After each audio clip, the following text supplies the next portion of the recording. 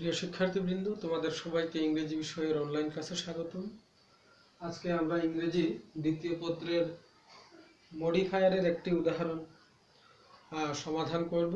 তো তোমরা সবাই তোমাদের রেফারেন্স বইয়ে এই উদাহরণটি বের করে নিন। মডিফায়ার সম্বন্ধে বিস্তারিত আলোচনা পূর্বের যে ভিডিওগুলো আছে সেগুলো তোমরা যদি ক্রমান্বয়ে ইউটিউবে খুঁজো তাহলে পাবে। মডিফায়ার সম্বন্ধে আমি সেখানে বিস্তৃত আলোচনা করেছি। এখন আমরা উদাহরণে যাব। যেহেতু জায়গা সংক্ষিপ্ত তাই আমি কোন গ্যাপের মধ্যে কি ব্যবহার করা হবে সেটি লিখিনি, আমি মুখে বলে দেব। আমরা কনটেক্সটটি পড়ে নিই। আমরা মডিফায়ারের ব্যবহার শিখব।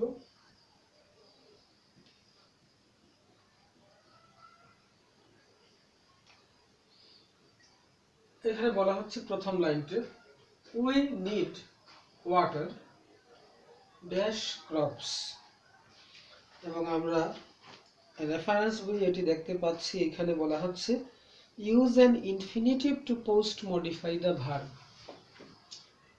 এখানে ভার্ব হচ্ছে নিড,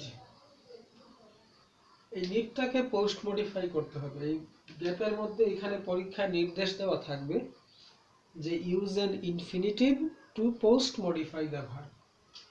প্রথম সেন্টেন্সটি দেখো, উই নিড ওয়াটার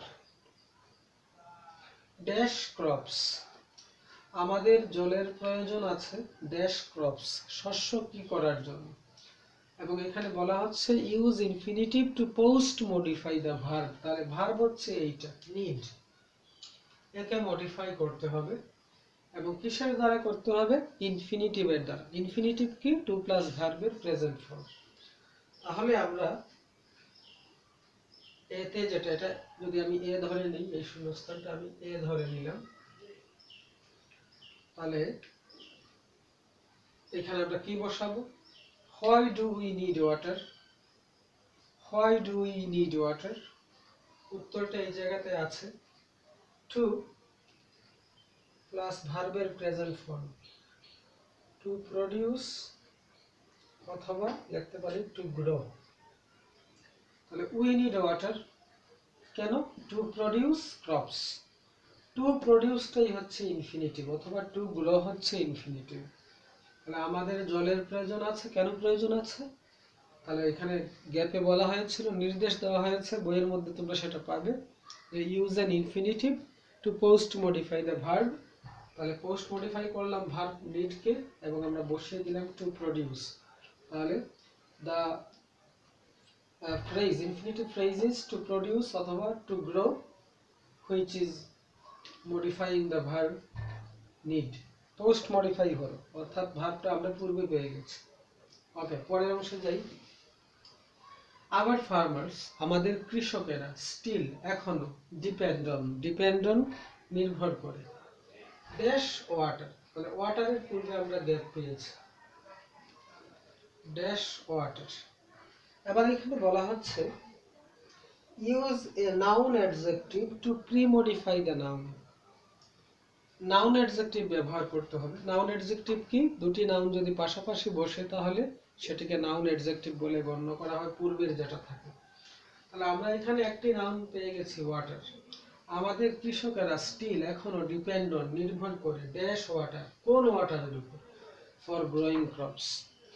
যেহেতু আমাদের দেশের সেচ ব্যবস্থা ওইভাবে পাকাপোক্তভাবে নেই, তাই আমাদের কৃষকেরা কিন্তু কিসের উপর নির্ভর করে? অবশ্যই আমাদের কৃষকেরা বৃষ্টির জলের উপর নির্ভর করে। তাহলে আমরা বিতে লিখব রেইন, এবং এই রেইন হচ্ছে নাউন। তারপরে আমরা আরেকটি নাউন পেলাম ওয়াটার। মানে রেইন এবং ওয়াটার যদি পাশাপাশি বসে তাহলে এই রেইনটাকে বলা হবে নাউন অ্যাডজেক্টিভ। কারণ যদিও এটি নাউন, সে আরেকটি নাউনের পূর্বে বসার ফলে সে অ্যাডজেক্টিভ হয়ে গেছে। এই রেইন ওয়ার্ডটি অ্যাডজেক্টিভ হয়ে গেছে, এটা আমরা আগে বুঝিয়ে দিয়েছি নাউন অ্যাডজেক্টিভ কি। তাহলে our farmers still depend on rain water for growing crops. এবং নাউন অ্যাডজেক্টিভ তোমরা অনেকেই হয়তো বুঝবে না, যারা আমার আগের ভিডিওগুলো দেখোনি তারা হয়তো বুঝবে না, কিন্তু এটা তোমাকে আগের ভিডিওগুলো দেখতে হবে। But if it does not rain, আচ্ছা পরের সেন্টেন্সে যাই। তাহলে আমরা দ্বিতীয় গ্যাপটি পেয়ে গেলাম রেইন, যে our farmers still depend on rainwater for growing crops. Okay, তৃতীয় সেন্টেন্স, বাট কিন্তু if it does not rain dash, এখানে একটা কমা হবে যেহেতু if যুক্ত অংশ এবং এটাকে আমরা সি ধরে নিলাম, C. But if it does not rain dash, এবার সিতে কি বলা হচ্ছে, সিতে বলা হচ্ছে পোস্ট মডিফাই দ্য ভার্ব, ভার্বটাকে মডিফাই করতে হবে। তাহলে if it does not rain, এই রেইনটা হচ্ছে এখানে ভার্ব, যদি রেইন মানে বৃষ্টিপাত কিভাবে না হয়, যেমন আমরা দেখতে পাচ্ছি এখন আষাঢ় মাস প্রচুর বৃষ্টিপাত হচ্ছে, কিন্তু শুষ্ক ঋতুতে কিন্তু এত বৃষ্টিপাত হয় না, তাই বলা হচ্ছে if it does not rain dash, যদি যথার্থভাবে বৃষ্টি না হয়। তাহলে রেইন এই ভার্বটাকে মডিফাই করতে হবে, তাহলে ভার্বকে মডিফাই করি আমরা অ্যাডভার্ব দিয়ে, যথার্থভাবে। যথার্থ ইংরেজি হচ্ছে প্রপার, তার সাথে এলওয়াই যুক্ত করে দিলাম, properly. if it does not rain properly, অথবা যদি সময় মতো বৃষ্টি না হয়, তাহলে আমরা লিখতে পারি if it does not rain, টাইমের সাথে যুক্ত করে দিলাম LY, timely. but if it doesn't rain properly, if it does not rain timely, যদি সময় মতো বৃষ্টিপাত না হয়, পর্যাপ্তভাবে বৃষ্টিপাত না হয়, our farmers, মানে আমাদের কৃষকেরা, become worried, আমাদের কৃষকেরা কি হয়ে যায়, দুশ্চিন্তাগ্রস্ত হয়ে যায়। ওকে, সি হয়ে গেল। এবার আমরা আসি ডিতে। ডিতে কি বলা হচ্ছে, dash rainfall destroys most of our crops. আবার উল্টোটাও আছে, যদি অধিক বৃষ্টি হয় তাহলে আমাদের শস্যগুলো নষ্ট হয়ে যায়। তাহলে ডিতে কি বলা হচ্ছে, ডিতে বলা হচ্ছে pre modify the noun, pre modify the noun. তাহলে নাউন হচ্ছে রেইনফল, বৃষ্টিপাত, এটাকে মডিফাই করতে হবে। তাহলে কি ধরনের রেইনফল আমাদের শস্যকে নষ্ট করে, আমরা বলতে পারি যে অতিরিক্ত বৃষ্টিপাত। তাহলে আমরা ডিতে কি লিখতে পারি, অতিরিক্ত, ইংরেজি লিখতে পারি এক্সট্রিম, চরম বৃষ্টি, ঠিক আছে, এক্সট্রিম, এক্সট্রিম রেইনফল, যদি বেশি বৃষ্টি হয়। অথবা আমরা লিখতে পারি অতিরিক্ত, ইংরেজি লিখতে পারি EXCESS, এক্সেস, এক্সেস রেইনফল, অতিরিক্ত বৃষ্টিপাত। তাহলে এক্সট্রিম বা এক্সেস রেইনফল নাউনের পূর্বে বসলো, বসে এটাকে মডিফাই করলো। তাহলে এক্সট্রিম রেইনফল অথবা excess rainfall destroys most of our crops. Okay, তারপরে আমরা পরের গ্যাপে আসলাম, এটা ই। ইতে কি বলা হচ্ছে, দেখো আমি লাইনটা পড়ে নিই, ড্যাশ ইট কজেস, এটাকে ধরে নিলাম এফ, ক্রাইসিস দ্যাট ইয়ার। অতিরিক্ত বৃষ্টিপাত হলে ফসল বা শস্য নষ্ট হয়ে যায়, এটি ঘটায় ড্যাশ ক্রাইসিস দ্যাট ইয়ার। তাহলে যদি ফসল নষ্ট হয়ে যায় তাহলে ওই বছরে অবশ্যই কি হবে, খাদ্য সংকট হবে। তাহলে ইতে কি বলা হচ্ছে, ইতে এখানে আমাদেরকে নির্দেশ দেওয়া হচ্ছে, এখানে use an adverb two pre modify the verb. তাহলে এই কজটাকে মডিফাই করতে হবে, dash it causes, dash it causes. তাহলে আমি একটা অ্যাডভার্ব বসাবো, সাবসিকুয়েন্টলি, পরবর্তীকালে। আগের বিষয়টা কি হচ্ছে, শস্য নষ্ট হচ্ছে পরবর্তীকালে, মানে সাবসিকুয়েন্টলি, এটা অ্যাডভার্ব। সাবসিকুয়েন্টলি আমরা অ্যাডভার্ব বসিয়ে দিলাম, প্রি মডিফাই দ্য ভার্ব, মানে কজটাকে মডিফাই করলো, সাবসিকুয়েন্টলি লিখলে হয়ে যায়, THEN, দেন, দেন লিখলে হয়ে যায়। যদি কেউ এখানে লিখে কনসিকুয়েন্টলি হবে, consequently, subsequently, consequently, then, as a result যদি কেউ লিখতে চায় লিখতে পারবে। ইট কজেস, এটি ঘটাচ্ছে ড্যাশ ক্রাইসিস, এফে কি বলা হচ্ছে, কি ক্রাইসিস, এফে বলা হচ্ছে ইউজ এ প্রি মডিফায়ার। তাহলে ক্রাইসিসকে মডিফাই করব, সংকট, কি ধরনের সংকট, অবশ্যই খাদ্য সংকট, আমরা লিখে ফেলবো এখানে ফুড ক্রাইসিস, ফুড ক্রাইসিস। তাহলে সাবসিকুয়েন্টলি, পরবর্তীকালে, ইট কজেস, যেটি ঘটাচ্ছে, ফুড ক্রাইসিস, ফুড ক্রাইসিস, খাদ্য সংকট। তাহলে সাবসিকুয়েন্টলি মডিফাই করলো ভার্ব কজকে এবং ফুড মডিফাই করলো ক্রাইসিসকে, এটা নাউনটাকে মডিফাই করলাম ফুড দিয়ে, so then it causes or subsequently it causes food crisis that year. Okay, পরের লাইন, our farmers, আমাদের কৃষকেরা, are always worried, আমাদের কৃষকেরা সর্বদা দুশ্চিন্তাগ্রস্ত থাকে, because কারণ they don't get, কারণ তারা পাচ্ছে না, they don't get কি পাচ্ছে না, water জল পাচ্ছে না, in a dash way, in a dash way, ওয়েটা হচ্ছে নাউন, মানে এখানে কি বলা হচ্ছে, জিতে জিতে বলা হচ্ছে প্রি মডিফাই দ্য নাউন, মানে আমাদের কৃষকেরা জলটা সঠিকভাবে পাচ্ছে না, তাহলে সঠিক ইংরেজি আমরা জিতে কি লিখতে পারি, PROPER, proper way, in a proper way, in a proper way, যথার্থভাবে পাচ্ছে না।